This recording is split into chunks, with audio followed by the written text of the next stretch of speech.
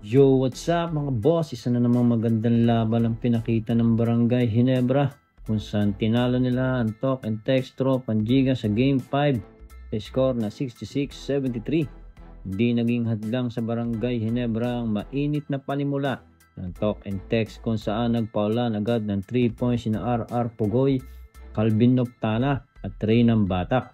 At naging maganda din ang first half ni Ronday Hollis Jefferson kung saan nakalamang agad ng 10 points ang Talk and Text Tropang Giga sa score na 45-35. Pagpasok ng third quarter, dito na unti-unting dumikit ang Barangay Ginebra at under 5 minutes na itabla ng Gene Kings ang score sa 47 all at dito na gumanda ang laban. Palitan na lang lamang ang TNT at Ginebra.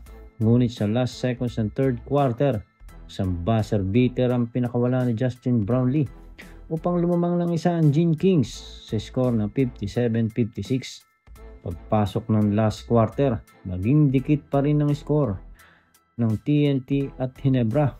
At last 4 minutes, dito na nag-take over si Scottie Thompson at Justin Brownlee kung saan umiscore sila ng combined 8 points at lumamang ang Gene Kings ng 7 points, 66-73. At hindi na nakiscore pa ang Talk and Text Tropang Giga. Isa sa pinakamagandang ginawa ni Coach Tim Cone ay ang pinasok niya si L.A. Tenorio sa fourth quarter. Dahil dito nakapagpahinga at na-refresh si Scottie Thompson bilang point guard at nakapag-ipon ng lakas. Kaya kinain niya ang depensa ng Talk and Text Tropang Giga. Grabing puso naman ang pinakita ni Justin Brownlee kung saan gumawa ito ng double-double. Score si Justin Brownlee ng 18 points at 16 points dito ay sa second half na may 13 rebounds at 5 assists.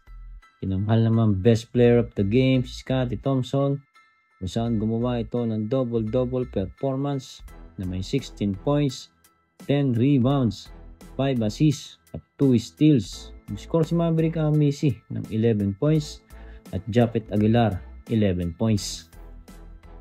Kaya sa darating na Miyerkules, magaganap ang Game 6 kung saan pipilitin na ng Barangay Ginebra na tapusin ang laban para makuha na ang PBA Commissioner's Cup Champion.